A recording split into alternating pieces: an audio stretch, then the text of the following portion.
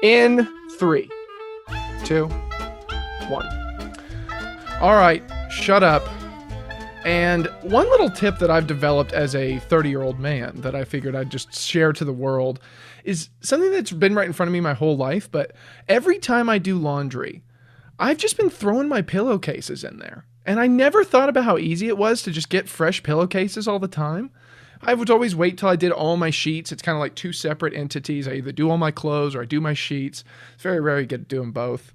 I don't know what kind of, double wide washer dryers people have, but I'm working with a kind of single load situation. And now I'm just throwing them in there. You're pretty much getting your laundry done by the time you go to bed. What I mean by that is it's time once again for the Disney Podclassics. My name is Harrison. And with me as always is my best friend, Jay. Jay, go ahead and introduce yourself. Thank you, Harrison. And back in the day, we used to have to use a well, Merlin and his boys. And the washboard. So it's nice to see how far we've come. Yeah, for sure. But just an easy adjustment, and it just changes your face health, I bet. Today, we're getting into a movie. What we do here at the Disney Podclassics is incredibly important. Jay and I have been watching Disney movies as long as we've been alive. We've gotten to an age where, most of the good stuff's behind us instead of in front of us now. So we want to look back and go through each of the Disney movies that we were raised on one by one in chronological order. We've gone, we're coming along, Jay. We've actually come a couple steps down the path, and we're here at 1963, The Sword and the Stone. On every path, there's going to be trips and potholes and accidents that occur. Let's see if this is one of those. Jay, what was this movie like for you as a kid, and did you like it this time? Yeah, as a kid, I really did enjoy this movie, and I would revisit it quite a bit as a kid. As I've continued to age, I have liked this movie less and less, and today was the exclamation point of watching Sword in the Stone and not really enjoying it. The main thing, it's just hard watching these movies in order. Two of my all-time favorite movies, not just Disney movies, were right before this, Sleeping Beauty and 101 Dalmatians. So then to have Sword in the Stone be the follow-up to that with all the same animators, directors, it's just blasphemy that this was the trilogy of those other two movies. So no, I did not in general. What about you? Yeah, for me, I don't think I was allowed to watch this one for some reason. I think it probably had something to do with Madame Mim, but as many of you will know, if you've listened to our previous ones, my grandma was kind of a dictator when it came to which VHSs we could have, and Sword in the Stone was not one of them. Could be to do with the magic, could be to do with just the overall, or maybe she just was that forward thinking and knew that this is a trash can of a movie and didn't want to expose that to me because she's like, my grandson will be a worse person if he sees this young. So I didn't get to watch it a ton. I've watched it, in preparation for this, and I will say it is a slog. It's really tough to get through this one. I don't know if I'm going to be able to get out of this with saying something positive about it. So we'll see if I can. We'll see if there's something to be said here, but this was a rough one for me.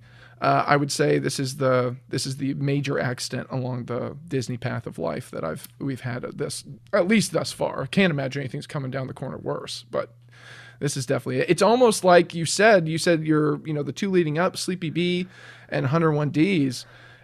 That intro, I just realized immediately, like they're just trying to kind of combine both of them. And it's just like if, those two great successful movies had like a child that turned out to be like, had a learning disability and like plot line. And it just didn't come through the same way. So I didn't love it. There's not much else to say besides that. Yeah, didn't love it. Yeah. I wish I did. Yeah. And we talked about this in the 101 Dalmatians one, that they started using Xeroxing to make it much faster for the animators and less expensive. And with 101 Dalmatians, because of the story and the characters and the songs, you still fall in love with it, even though it was significantly less expensive than Sleeping Beauty. This was the bad version of that. And to me, it's like J.R. Smith or some like basketball player or equivalent of just someone that shoots too much. Oh, But the problem yes. was that they made their first 4 or 5 shots, so now they have all the They just confidence. think And that they've like got the hot hand. this was the first miss for Oof. Disney, like coming off of 101 Dalmatians. And it actually just shows how good 101 Dalmatians was, Yeah, given definitely. the style that they went for. So, if you do you have any facts before we get into the movie, or should we just jump right into it? With my snowy background here, it was released on Christmas, Ah, and it was about a month after JFK was assassinated. R.I.P. Always a date I'll remember. But That yeah, is a so date it's you'll always it's kind remember. of fun, like pairing together historical events. Like we had Pearl Harbor and Dumbo. Just knowing the context of when people were coming in watching these movies because they all seem timeless. Yeah, I'm That's all. laughing because just you made it sound almost like you had something to do with JFK's assassination. Like it's a day I'll always remember. And I can just see No. the Reddit forums just being like, "Did he? Can we get any pictures from the time? Is Jay there? Did Yeah. he Is do he one of something the with three that? guys behind the grassy knoll? Walking away Why would with he remember cops? that so much?" Yeah, that's a whole nother podcast. Yeah, with what you're saying, it is the one thing I will, I'll say about this before we get into it is it's a 66 on Rotten Tomatoes, and a 73 audience score. And I know you don't respect Rotten Tomatoes, so I went to IMDb. And what would you think that it is on IMDb, Jay? What would you guess? That's a great What would you question. put it at? Give me your IMDb I would score. put it at a 5.1. I was gonna say 4.3, but it's a 7.1 on IMDb. Yeah, IMDb is just, it treats everyone. Everything is between a 7 and like an 8.3. Yeah, there's no bad like movies. yeah, exactly. There's no bad movies on IMDb. But there's no like, great movies as well on IMDb. There's like 5 of them, and then there's anything below a 5 on IMDb is terrible. Is That's why I so said a bad. 5.1. Yeah, yeah, It's like it's just it is better a than movie. horrible. So, I just want a rating scale that I can trust, and we've talked about that. Yeah. It's just, I just need some new, there's innovations all the time. There was no Instagram at one point. There was no TikTok at one point. People made these apps. Can someone just boss up and make a legit go to? This is correct. Everyone agrees. I Yeah. need that. I know. Okay, before we get into the chapters, I do want to give a quick shout out to our sponsor. This is a weird one because a lot of you won't even know that it exists. I don't think it's half strawberry, half pineapple, but it's called a pineberry. It's a new fruit that I've come into contact with recently, and it tastes. It's a strawberry and it looks white. So it looks like a very unripe strawberry, but it tastes like you can tell that there's pineapple involved. And I don't know how they did it, but it's amazing. And somehow Pineberry found out that I had come into contact with them, got into contact with us, and they like to sponsor the episode. So Jay, I know you're probably not familiar with the Pineberry yet, and a lot of people should be and will be hopefully after this. But what are your thoughts on even hearing about something like that? I think it's great. It reminds me of how they put dogs together and make all these crazy breed mixes, like probably a little bit safer, and we all win. Yeah. Like, let's combine flavors. I've always been someone like, just throw it all in the blender and let's go. Yeah. So yeah, that's a win on both ends. I love to see a company just being like, who said that there can't be any more new fruit? New Yeah. fruit's not a thing of the past. So Yeah. thank you so And much, Pineberry. ratings. Yeah, they're Yeah, probably going to yeah, be the just- same people. If those fruit minds that are the Yeah. geniuses behind 8 Pineberry could straw just start pines or strawberries. It's just called unripe strawberries instead of Yeah. rotten tomatoes. I would love it. Wow, that's good. Thank you. Go ahead and take us off into the chapter. Yeah. We're going to do 2 chapters instead of 3. If you watched our other episodes, we normally break into 3. This one doesn't deserve all 3. So we're going to go with 2. Jay, hit us with the first half of the movie. Yeah, so we jump back into that classic intro storybook. You get introduced to Merlin. He predicts that Arthur is going to arrive at his little cottage. There's some tutoring that happens, little intro there. They head to the castle, back to where Arthur is living, and they learn about the jousting tournament. There's a fishing lesson. Then there's a squirrel lesson that's probably one of the things that you would remember the most if you haven't seen this one in a while. And then the last lesson is them flying. Arthur ends up flying in Madame Mim's house, but we won't touch Madame Mim in this chapter. We're just going to focus on mainly the lessons, the meet and greet of Merlin and Arthur. So my first question, Harrison, and we're just going to get right into it. Okay. What is Merlin's motive with Arthur? Why does he do the things he does to help To progress this? to help, I say in quote, Arthur? Okay. What I'll say about Merlin, actually, what I'll say about this as a whole, and this is the only thing I can think of, is that I actually love the King Arthur story. And this King Arthur story and like the book and the movies, I've always been into that. And so maybe Merlin, who seems to travel around to all these different decades and whatever, knows that it becomes a great part of pop culture. And so instead of like going back to kill Hitler, he's kind of going back to create King Arthur. And otherwise, there's no, I mean, King Arthur's a great, character legend. I looked it up to see if he was real. It's like they think that there was a guy who did that against the Saxons and like spearheaded a resistance. I don't know if this was a real thing, but it's an awesome story. So maybe Merlin just knew that. He's come back from Bermuda, dude. He knows other things. Yeah. So what do you think? I don't know. It just seems a little selfish of Merlin. Like I don't feel like he really cares about Arthur. It's kind of like a teacher in elementary school, how they want all the kids to do well on that one statewide test. Yes. But it's more for them about them and their district and everything. That's a great point. Than actually about us as students. Well, think about this. Is Merlin's impact the only reason that Arthur goes on to pull out the sword from the stone? Yes. So, but if it wasn't, let's say Arthur's just supposed to be the king and this is how the sword works, and if he had come across it, he was going to pull it out because he's just got the right character qualities. He was just born to be the right guy. Unless it was just Merlin's lessons that made him that way, then you could say Merlin was jumping into the storyline to become a very famous character and just getting in there the last 2 weeks before he became King Arthur. And then everyone's gonna be like, oh, well, obviously it was Merlin who did that. But like, he's like an AAU coach for like a LeBron basketball James prospect. He's like, without me. Right before the draft. Don't forget. Maybe he was just trying to get his stamp on history because he knew Arthur was about to be king. Be like, let me turn you into a bird real quick. And then we'll see who becomes king. Well, and he knows what happens in the future. Like, not entirely Archimedes gives him shit for it, but there is some aspect of it. So, like, why choose Arthur? Yeah, it's a great question. Great Like, it does seem a little selfish. It's not like he's just helping any orphan boy. So, I don't know. I don't want to change people's perspectives on Merlin. Shattering people's But I found that there was some selfishness to it, and we haven't got to Jungle Book yet. But spoiler alert, I feel like Baloo had some of those aspects as well with Mowgli.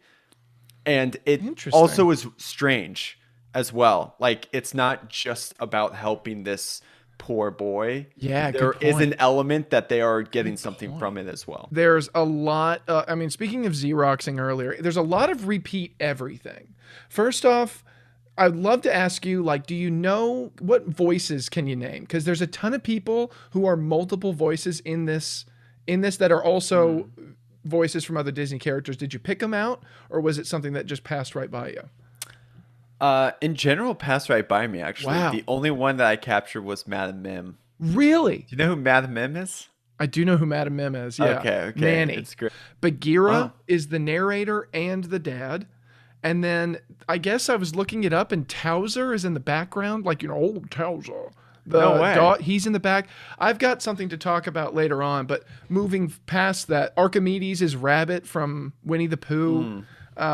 But beyond the voices, the animation in this movie, it is so clear in multiple situations. I'll try and put them up, but they have just taken the animation cells from another scene, edited a little bit to be the characters in this movie, and just called it good. You can see 101Ds in there. You can see Jungle Book all over the place. You can see there's so many things where it's just like, oh, that's that scene from literally right. I know when it was.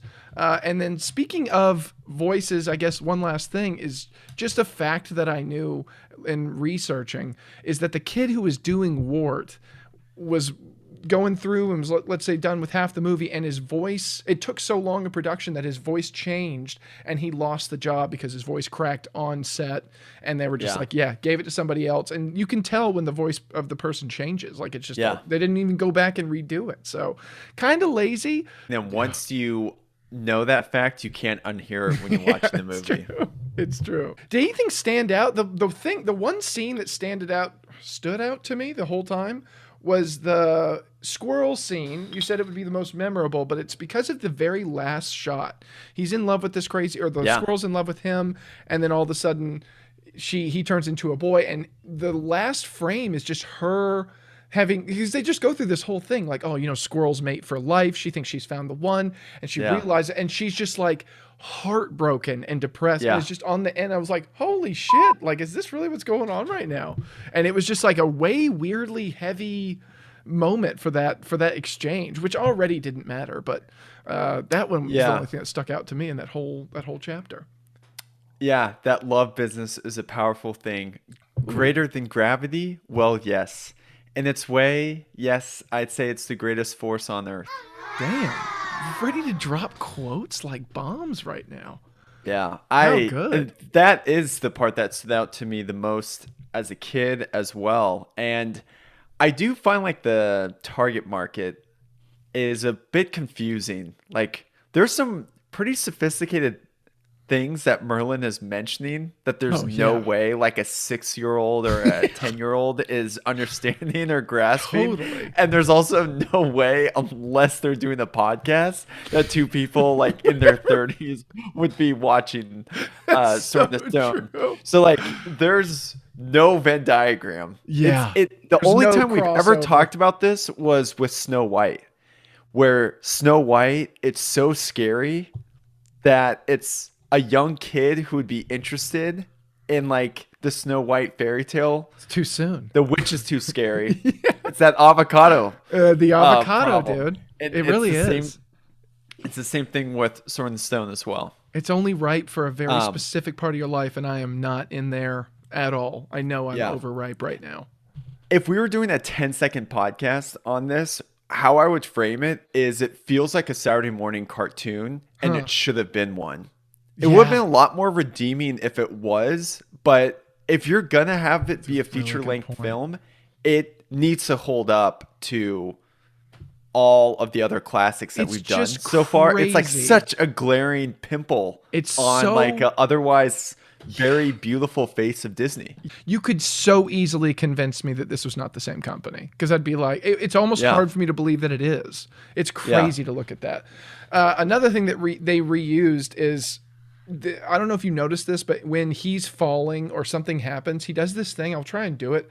He goes, whoa! He does that exact same sound clip 15 times in the movie. It's the first time it's normal, and they use the same, whoa! It's the same one every time. And I was like, you've got to be, they use it 3 minutes later from the first time that they used it. I was like, wow, that's weird. A repeat sound. Like I can pick that out. They use it through the entire end of the movie. Every single time he like is stumbling. Whoa! Every time. It's the most infuriating. It's the laziest piece of garbage I've ever seen in my life. It's like when you're playing a Zelda game and Link makes the same sword noise, like hi. It's like you hear that exactly a billion times. Whoa! Smashing barrels and stuff, dude. It is exactly like, well, you just can hear that like when you go to sleep after playing like for 5 hours Zelda. Just hi. That's enough. Okay, I'm gonna move into chapter 2. The last thing I'll say before I go, and I think we've talked about it before, but just how hard would it be, like when Pellinor broke in the door and is telling them about the jousting tournament, how difficult it must be just to ride a horse for days through the rain to tell someone something. And then imagine if he was like, oh, we're going to my mother's that weekend, and he's like, okay, well, do you mind if I sleep here for the night before I ride 5 days back on my horse again? Like, dude, that is the craziest thing. And people used to do it just to tell someone something. Oh, by the way, there's a tournament. You should come. No, completely. And think about Paul Revere and William Dawes as well, who's always the forgotten one of the Paul Revere story. Exactly. He did the same thing that Paul Revere did, but didn't get caught. Look it up. He Really? He actually He's like a should have better been, Paul Revere. But yeah, the poem, the Paul Revere poem was what got him to stand out more. But bottom line, as that's aged, because we don't ride horses anywhere, the story only grows grander and grander, right? Like, but as you're describing, it's like that version of a text message, and it's so inefficient riding a horse all across the countryside. We're like, that Give the guy an concept is iPhone. crazy. Give the guy an iPhone. What could he do with Yeah. it? Okay, I'll jump into chapter 2. I didn't know about this secondary Paul Revere. It's like that thing I've heard a quote. It's funny before. because now I'm doubting his name. I think it's William Dawes or Wow. it's John Dawes, but his last name. This is the problem: is no one can remember. No, his and name. even you, who's like championing Yeah. him. There was a quote that was like talking about how like the only thing we know about serial killers is from the ones that we've caught. So technically, like the best ones that are doing it great are still out there. That's the most. It's a good comparison. Yeah. Bullshit line. I'm chapter 2. Sword in the Stone right now. This is enough. Just Talking about Madame Mim serial killer actions. Speaking of serial killers, She's still on the loose. That's for sure. Yeah, and she's in this chapter, which I'll get to now. Wart goes down the chimney for Madame Mim. Her and Merlin have a impromptu wizard's duel where they change into a bunch of different stuff. And then Wart gets to be the squire for Kay again. Merlin gets pissed about it, blows to Bermuda. They go to London for the tournament. Wart realizes he's forgotten the sword. Oh my gosh, how lucky. There's a sword right there in an anvil, and he just pulls it out, and everyone's like, he pulled the sword from the stone. And he's now the king of England, and everyone's like, it's ordained by the heavens. And he's like, doesn't want to be a king. A really quick, like last 2 minutes, total questioning the situation. That's like a completely different movie. And then, he figures out that he's going to have a round table. Merlin comes back and all is well. So my question is, Madame Mim's in this chapter. I know we got to talk about her. What keeps Madame Mim and Merlin from being relevant today? Like, if you could pinpoint it, no one's talking about him, no one's dressing up for him at their Halloween costume. What is it that makes Madame Mim and Merlin not big characters? Because you should like Merlin, and you should view Madame Mim as a great villain. Is it because the movie's bad, or is there a character problem with each of them, and what is it? Great question. I really like this one. I would equate it to like a franchise player playing on just a shitty team. I think it's more the movie than the characters themselves. Now, Merlin is the only Sword in the Stone character that's at Disney parks. Interesting. So Merlin does still have some carry, and I know from playing the Kingdom Hearts games, he's in those games quite a bit as well, and pretty well featured. I have a theory. My biggest problem actually is Madame Mim doesn't get enough spotlight in the Disney universe. And I think all it would have taken is Madame Mim to be in some scene, even in the background of her like looming, looking into Merlin's cottage. She just needed one more scene to just instead have of the Band-Aid. the suspense of her coming down the road, but she just felt like a squirrel or the barracuda.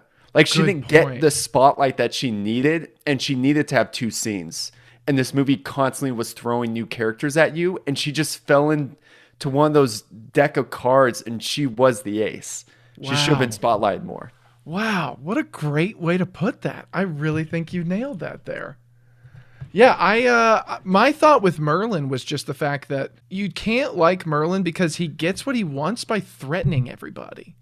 And the first scene ever, he's like, he pulls this like heavy haunting threat on the castle. He's like, even if I leave, you'll never know if I'm gone because I'm always here. And they're like, okay, fine, you do it. And then like even later, they're like, he tells Archimedes to go do something. And Archimedes is like, no. And he's like, I'll turn you into a human. He's like, you wouldn't do that. He's like, I will do that. And you're like, ugh, dude, like this isn't a guy that you like get behind in the Disney universe. It's just like a weird old guy who throwing his wand around. So it's kind of gross. Yeah. But Madame Mim, I was curious what you had to think about it because I can't figure out why she wouldn't be other than the actual movie itself. Do you want to take a little deeper dive and say anything more on Madame Mim? A little segment we like to call Jay's Jailbird Jitters?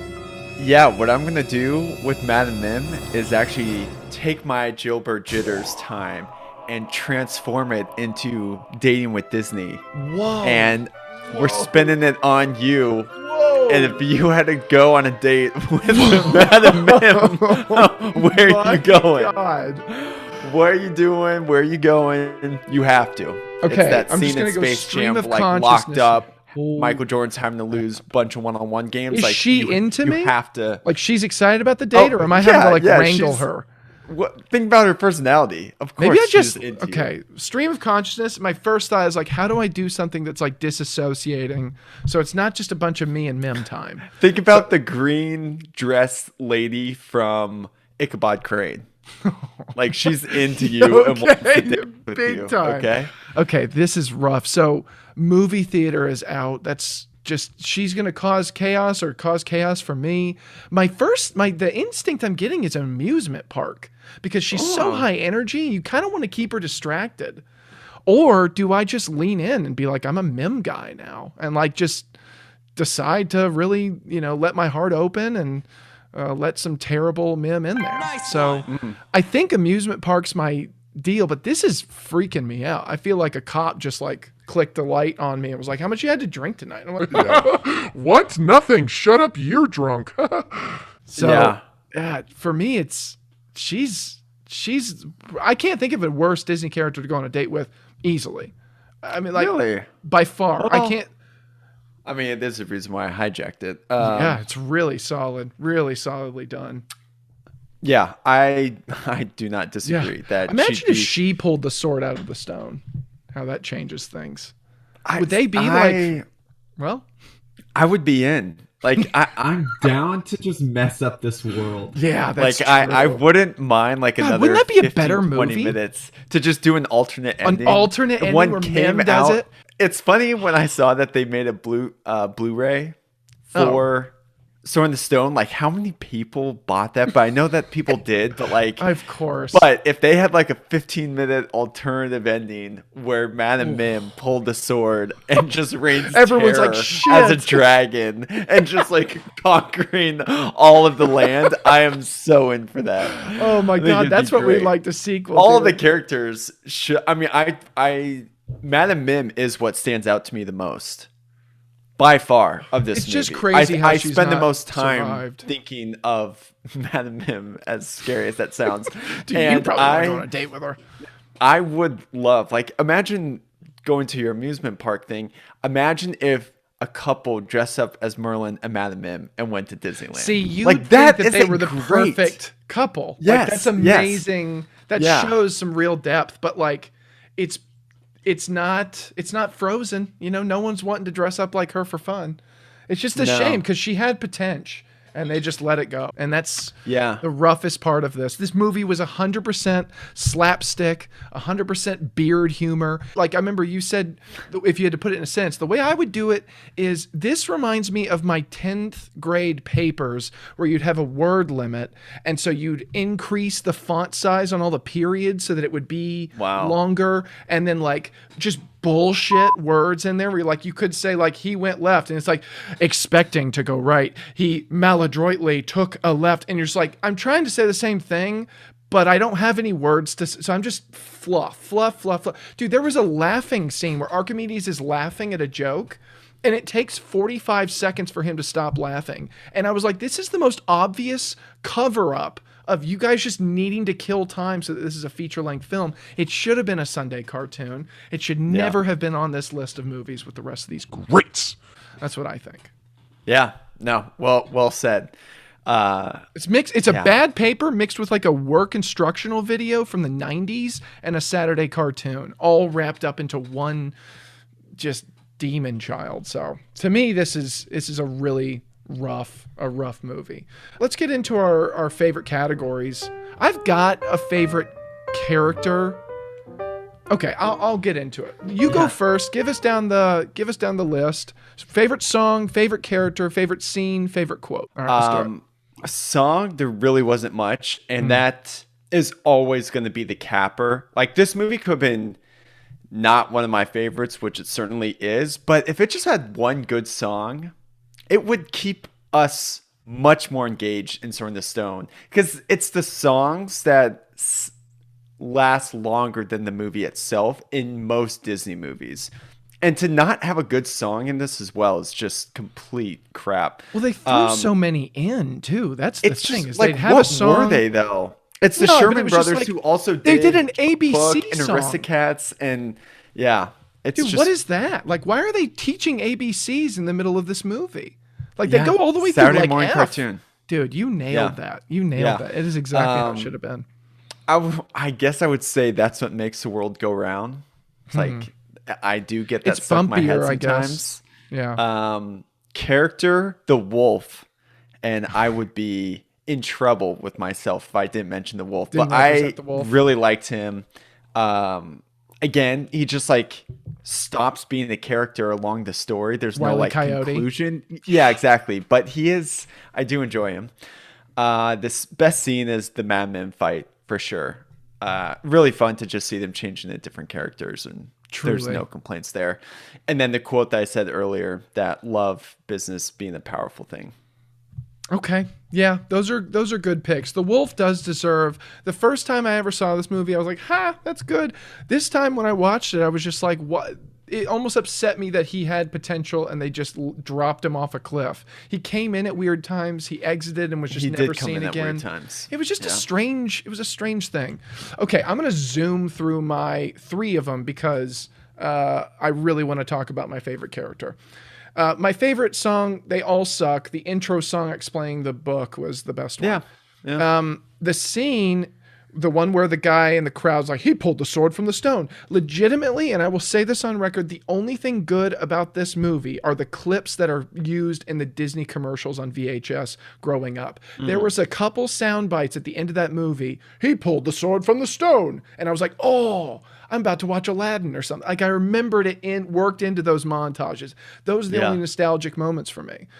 Quote, I loved when Merlin kind of got Conor McGregor on the lady, and she's like, "Oh, I'll do this, I'll do this." He goes, "Madam, you won't. Like you'll do nothing. You'll do nothing. Sit down. You'll do nothing." So I liked that. Okay, but my favorite character and the only thing that's good about this whole movie is that it led me to this. I'm going to read a list of accomplishments from somebody, and I'm going to see if you can guess who it is. I know we talked about the guy, which is even crazier, but I just don't think you're going to believe that he's done all of this. My favorite character is the guy at the end of the movie with the black hair. He's got a couple lines. He's got a deep voice. He is. And the reason I looked him up in the first place, because I was like, I think that's from 101 Dalmatians or like from Aristocats. I couldn't remember which. Old Towser? It's not I guess it's the guy who says Old Towser. So it's the captain. Oh, of okay. horse. Okay. Old Yes. Towser.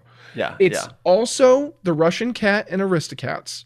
He also I'm just gonna fire these off. You're not gonna believe this portfolio. He's captain in 101Ds, the Russian cat in Aristocats. He's Genie Jafar. He's a mouse in Cinderella. He's Monstro. His quartet. Wait, Genie Jafar. Yeah. Different voice. Oh, Genie Jafar. Genie Jafar. That is Like when he turns into a incredible. genie. Yeah. Yes, that He's is a mouse. incredible. He is Monstro, uncredited somehow. He apparently, with his quartet, sang a song called Honest John that was cut from Pinocchio. He also sang with Elvis in his singing career. He was the Winnie the Pooh Pot, a bus driver in Goofy Movie. He was the Indians in Pocahontas, a card painter in Alice, a pirate in Peter Pan, an elephant in Tarzan. He was a singer in Hunchback and Mulan. He was Thing One in Cat in the Hat, Paul Bunyan in the short that you might know or not. And then it gets into outside of Disney. He was the Toys R Us giraffe, Jeffrey R. Giraffe or whatever. And he was also Tony the Tiger for up until 2005.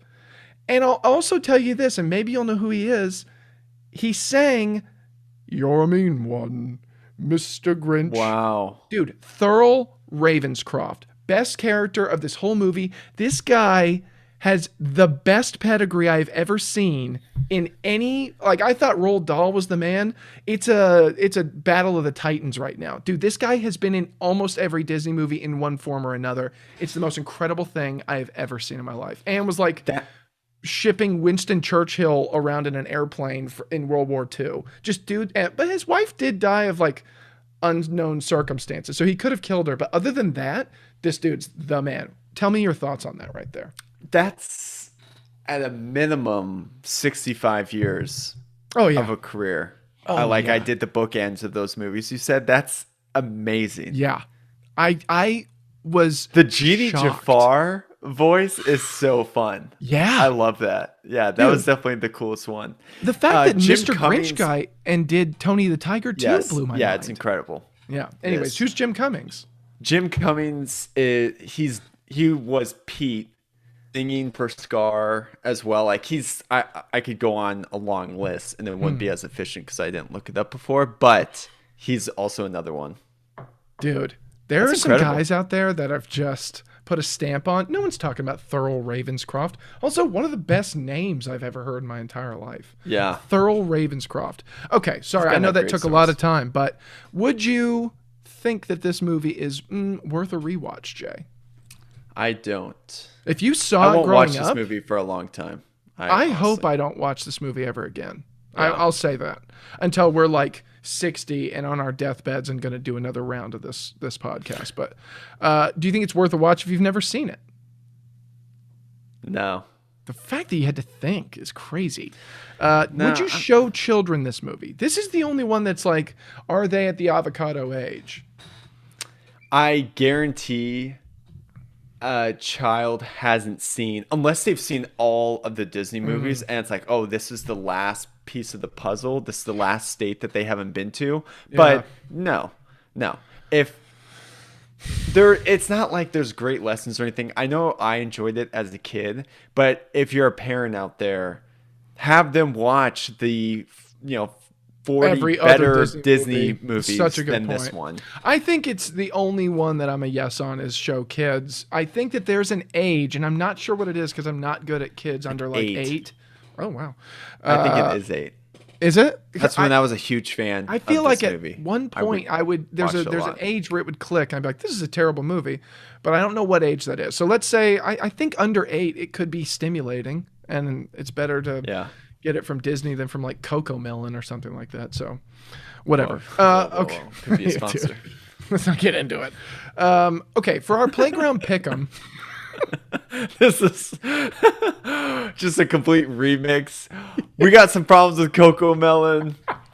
YouTube would shut us down, so we had to sneak it into Sword in the Stone. We had to pretend it's about Sword in the Stone, but really Coco Melon is ruining our youth. Dude, if you had told Sword me in the Stone / Coco Melon review. Dude, that should be the title. If you had told me that Coco Melon was going to come up in this podcast, I would have punched you right in the face. Okay, move on to our playground pick'em. We've got, well, Jay, you thought of it. Why don't you? You deserve it. So it's essentially we're owners of a jousting competition, and we are choosing the rider, the horse, and a coach, because a coach is very important in jousting. And it's any Disney character in the universe. No one can be repeated. And you can pick if you want to pick the coach first, you can do it. Since I know your blood is boiling from Coco Melon being brought up by you can go first. Okay, thanks, dude.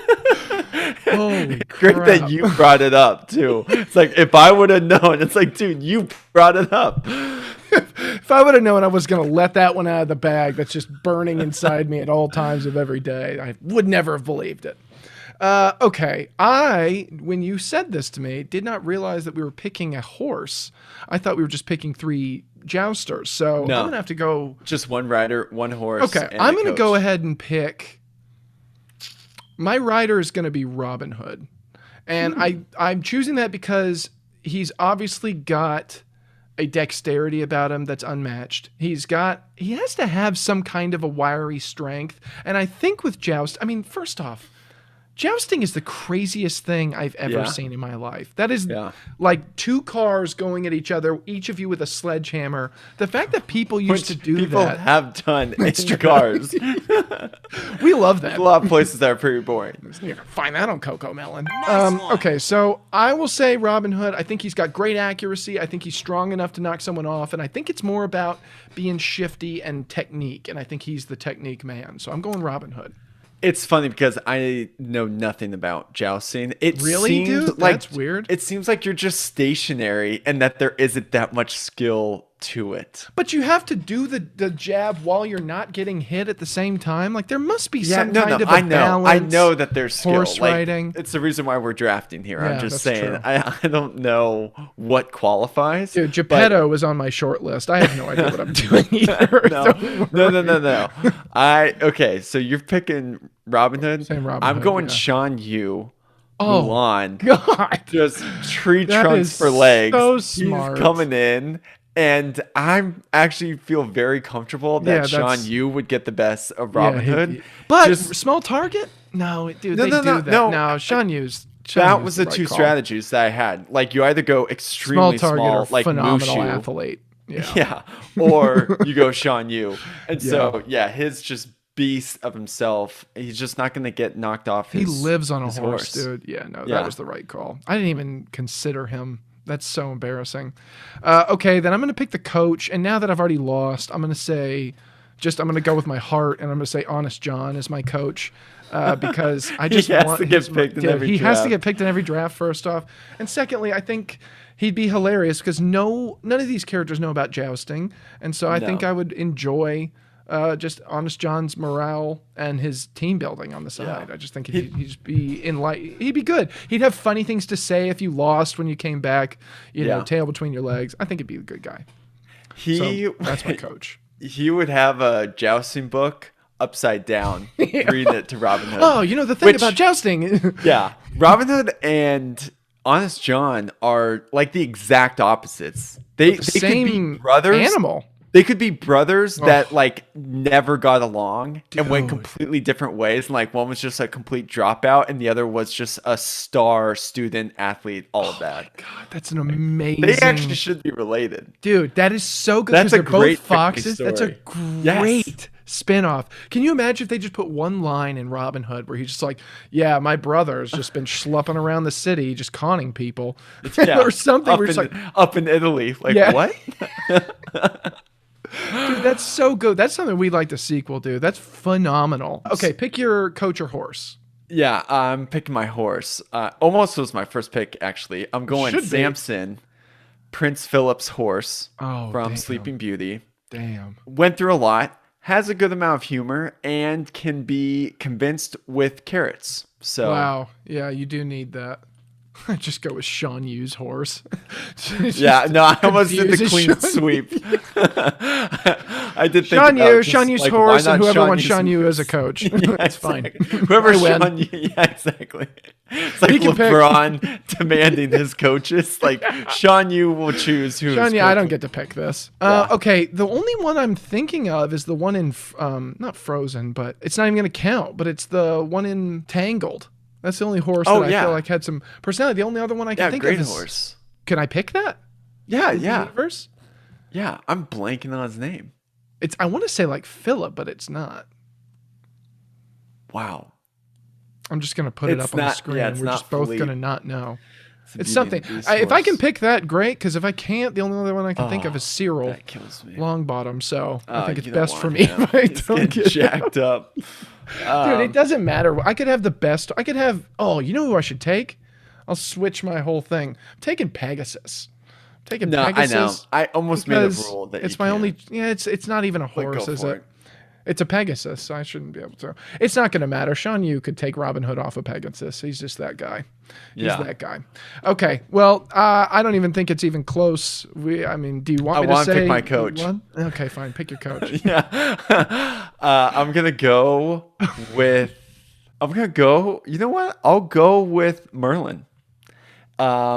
And Sean Yu is just gonna dominate Oh my Merlin. gosh. I would love that dynamic though. Yeah, That's I hilarious. do too. Like, I'm not a huge fan of Merlin, and I almost want him to be. It's almost like Mike Coach. Tyson and his like old cuss, like the old guy that like he just love. Maybe like Sean Yu just loves Merlin and is just like only listens to him, and to everyone else he's the scariest person in the world. But Merlin just gets through to him, just gives him some pigeons or something. Yeah. Okay, well, you crushed that one. Sean Yu tipped those scales so fast. I've never seen a draft go that badly for me. Let alone his sound music coming on and right I know before. he's using spears and stuff. It's perfect. Okay, why don't you toast this movie, Jay? Yeah, to the movie that should have been a Saturday morning cartoon and like 30 minutes shorter. Sword in the Stone. Sword in the Stone. I said to the first movie I hope to never watch again that we've seen, but based on a story that I'll never stop loving. So cheers to you, Sword in the Stone. Oh boy. Well, we made it, Jay. They said we couldn't do it. Get through Sword in the Stone, they said, is impossible, but here we are at the top of the mountain. That was Sword in the Stone. What do we have coming up next? We have Jungle Book. Jungle Book. Staying in the Jungle, it's gonna be a good one. 1967. Yeah, well, we will see you next time for Jungle Book. Thank you if you made it this far. I can't believe it. I'd love to just text me or like say a comment or something. If you made it to this point, God, I just want to know. Impressed. I want to know. Coming right back at you. Okay. If Walt was on his deathbed and told you to come to the Close? ear. Yeah. And he says, Harrison, how should this new movie Jungle Book end? what would you say? Wow. I think I would say for sure. Well, I love what you've done so far. Clean out some of that middle. He's dying. Okay, you got to get to this quick. Oh my God. All right, we're losing it. His wife is waiting. Mowgli